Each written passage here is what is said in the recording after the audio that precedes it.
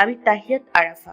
আপনাদের অ্যালবাম রিলিজের জন্য বাবা আমাকেই পাঠিয়েছে।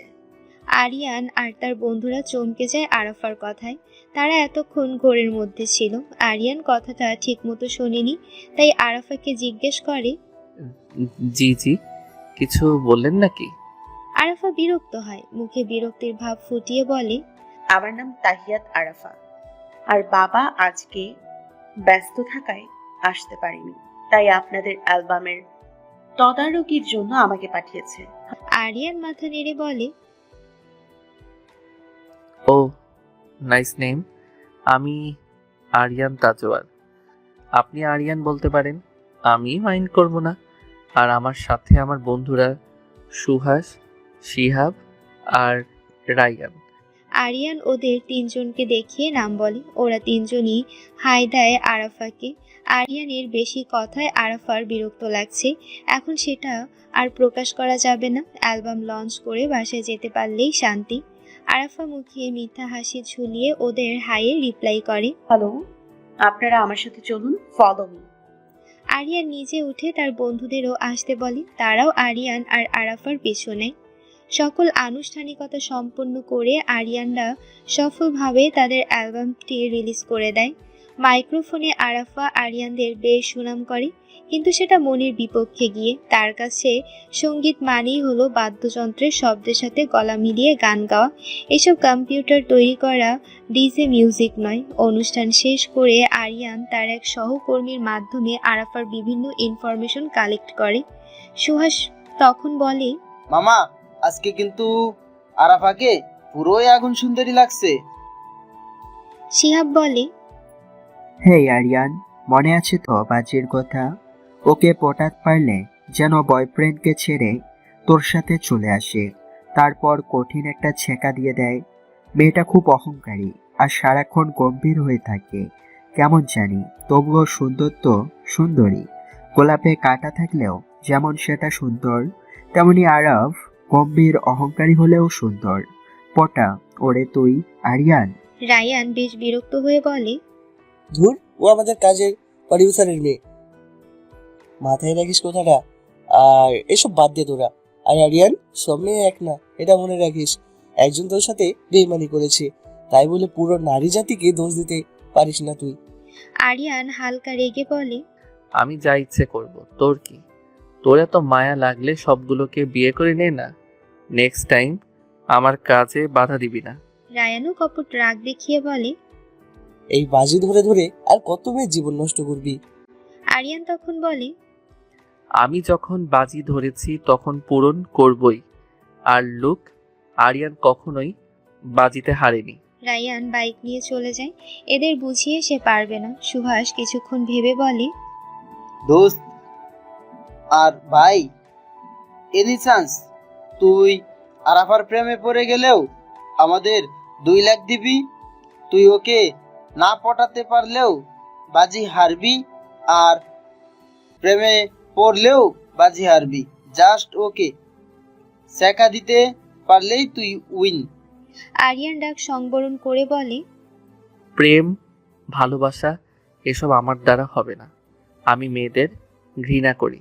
দেখেছিস যে কটা রিলেশন করেছি, আজ পর্যন্ত কোনো মেয়েকে টাচ করিনি। ওদের ওই মায়াবী মুখের আড়ালে লুকিয়ে থাকে হিংস্র, লোভী এক রূপ, যারা টাকার জন্য সব করতে পারে। নিজের স্বামীকে খুন হোক কিংবা সন্তানকে রেখে অন্যের সাথে পালানো। শেষ কথাটা আরিয়ান কটাক্ষ করে বলে। সুহাস আর শিহাব চুপ হয়ে যায়। আরিয়ানের কষ্টটা তারা একটু হলেও বুঝতে পারছে। এখন আরিয়ানকে একা ছেড়ে দেওয়াই ভালো। আরিয়ান তার নিজের গাড়িতে হেলান দিয়ে দাঁড়িয়ে আছে। বাকি তিনজন চলে গেছে। আরাফা যখন আরিয়ানের গাড়ির পাশ থেকে যাচ্ছিল, আরিয়ান আরাফাকে ডেকে ওঠে। এই ব্ল্যাক ডায়মন্ড। আরাফা আরিয়ানের ডাক শুনে দাঁড়িয়ে পড়ে। আশেপাশে ভালো করে তাকিয়ে দেখে কেউ নেই। আরিয়ানের দিকে ঘুরে বলে, আমাকে বলছেন? আরিয়ান মুচকি এসে বলে, yeah, can I call you Arafa? Arafa ভ্রু কুঁচকে কিছুক্ষণ ভাবে, তারপর গম্ভীর গলায় বলে, আমাকে সবাই এই নামেই ডাকে। আমি হয়তো 5-10টা নাম নিয়ে চলি না, আমার একটাই নাম। আরিয়ান আবারও মুচকি হাসে। মেয়ের তেজ আছে ভালোই। আরিয়ান বলে, আচ্ছা আরাফা, আমি কি আপনাকে তুমি করে বলতে পারি? As your wish. আরাফার খাপছাড়া কথায় আরিয়ানের এবার রাগ লাগে। এমনি মেয়ে হলে 2 মিনিটে পড়তে যায়, আর এ মেয়ে ভাবলেশীন ভাবে বুকে হাত গুজে দাঁড়িয়ে আছে। আরিয়ান আরাফার সাথে ফ্লার্ট করার জন্য বলে, আরাফা, তুমি খুবই সুন্দর, আর তোমার নামটাও, নামের মতো মানুষটাও ভীষণ মিষ্টি। এই কালো ড্রেসে তোমাকে অপসরীর থেকে কম লাগছে না। আমার ডিজে মিউজিকের ক্লাবে তোমার ইনভিটেশন রইল। আমি জাস্ট তোমার লুকে। আরাফার এবার খুবই বিরক্ত লাগে। আরিয়ানের কথার মাঝপথে থামিয়ে দিয়ে বলে সে, দেখুন, আপনি নিজেকে একজন বড় সঙ্গীত বিশেষজ্ঞ ভাববেন না। সঙ্গীত বানানো যাত্রার কাজ নয়। আর ওই সব ডিজে আমি শুনি না, যত সব ফালতু টাইম ওয়েস্ট। সঙ্গীত কি জানেন? সঙ্গীত হলো নিজস্ব দক্ষতা আর সৃজনশীলতা, এক পারফেক্ট কম্বিনেশন, যেটা কিনা হৃদয় থেকে আসে। আপনারা এসবের কি বুঝবেন? আপনার সঙ্গীতের মতো নয়, যেগুলো কিনা ল্যাপটপে বন্দি বন্দি হয়ে থাকে। আর আপনি যে আমায় ইনভাইট করবেন আর আমি ঢ্যাং ঢ্যাং করে আপনার ক্লাবে হাজির হব, এটা ভুলেও ভাবেন না। আপনি ভাবেন সব মেয়েরাই আপনার জন্য পাগল। এটা একদমই মিথ্যা ধারণা। আপনার ট্যালেন্ট দেখে কেউই আপনার উপর ক্রাশ খায় না। আর আপনি ফ্লার্ট করতেই পছন্দ করেন, তাই মেয়েরা আপনাকে টাইম দেয়। তাছাড়া আপনার ট্যালেন্ট দেখে পছন্দ করে না বলে আপনার লাখ লাখ ফলোয়ার থাকতেও কেন একটা অ্যালবামও হিট হয়নি? আদৌ কি জীবনেও হিট করতে পারবেন? আপনার অ্যালবামগুলো তো 10 ভাগ মানুষও কেনে না। আর আপনি যে প্লে বয়, এটা আমি বুঝে গেছি। সো আমার পেছনে ঘুরে কোনো লাভ হবে না। সো দূরত্ব বজায় রেখে চলবেন, মনে থাকে যেন।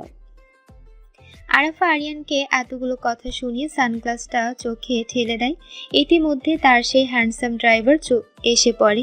আরাফা এবার ড্রাইভারের কাছে তার বাবার কথা জিজ্ঞেস করতে করতে গিয়ে গাড়িতে বসে।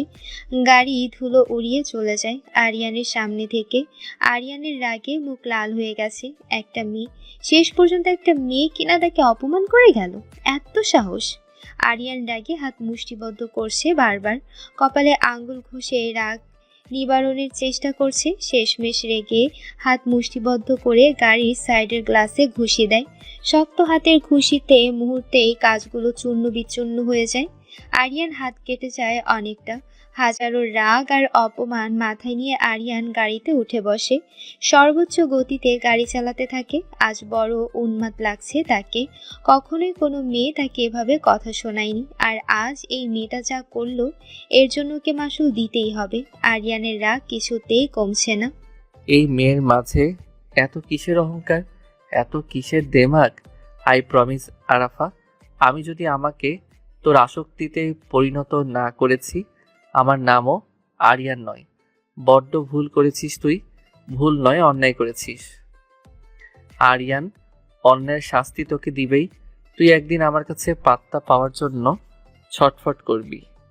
হালকা বাতাস বইছে, বাতাসে চুলগুলো উড়ছে আরিয়ানের। জায়গাটা নির্জন প্রশান্তিময়, জায়গাটা খুব প্রিয় তার। যখনই মন খারাপ হয় এখানে এসেই ঘাঁটি দেয় ছোটবেলা থেকেই। কিন্তু ছোটবেলার সেই খুশিটা আর নেই। আজ বড় হয়ে গেছে, নিজে একাই চলতে পারি। হঠাৎই মনে পড়ে 1 সপ্তাহ ধরে পাখি দুইটার খোঁজ খবর নেওয়া হয়নি। নিশ্চয়ই অভিমান করেছে। কালকে সকাল হলেই সারপ্রাইজ দিব ওদের। সকালের মিষ্টি আলোর এক ফালি এসে পড়ল মিহির ওপর। মিহি তবুও ঘুমে মগ্ন। একটা সুন্দর স্বপ্ন দেখছে সে আর ভাইয়াকে নিয়ে। কিন্তু স্বপ্নের মধ্যে এলো এক নারী। তারপর মিহি হকচকিয়ে ঘুম থেকে উঠল। শরীর আস্তে আস্তে ঘামতে শুরু করেছে। সব সময় কেন এমন হয়? ভাইয়াকে দেখতে নিলেই কেন ওই মহিলা এসে পড়ে? মিহির হৃদযন্ত্রটা অস্বাভাবিকভাবে ধড়ফড় করছে। পাশে থাকা ছোট মাহির দিকে চোখ পড়ে তার।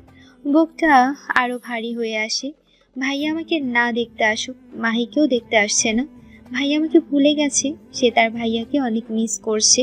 ভাইয়া কতদিন তার কাছে আসে না, ভাবতেই কান্না পাচ্ছে। আজ শুক্রবার, ছুটির দিন, চাইলে তো আজ আসতেই পারে। তা নয়, সারাদিন মিউজিক, ক্লাব আর বন্ধুদের নিয়ে পড়ে থাকে। টেবিলের পাশ থেকে মিহি এক গ্লাস পানি একটানে শেষ করলো। বিছানা ছেড়ে উঠে গুটি গুটি পায়ে বেলকনিতে গেল। রেলিংয়ে হাত রেখে সামনে তাকাতেই মনটা ভালো হয়ে গেল। বাগানে কত রকমের ফুল ফুটেছে, তার উপর হালকা হালকা পানির ফোঁটা। সত্যি অসাধারণ লাগছে মিহির কাছে। মিহি মনোযোগ দিয়ে প্রতিটা ফুল দেখছে। আচ্ছা, এই ফুলগুলো তো সুন্দর কেন? এগুলোকে তো জুস বানিয়ে খেয়ে ফেলতে ইচ্ছে করছে। কি দেখছিস রে মিহু পাখি? হঠাৎ পাশ থেকে কোনো পুরুষের গলা পেয়ে চমকে উঠল মিহি, কিন্তু প্রকাশ করলো না। এমন ভাব ধরলো যেন সে জানতো এখানে উনি আসবেই। মিহি মনোযোগ দিয়ে ফুল দেখেই যাচ্ছে। আরিয়ান মিহির গা ঘেঁষে দাঁড়ালো। আমার মিহু পাখি কি অভিমান জমিয়েছে?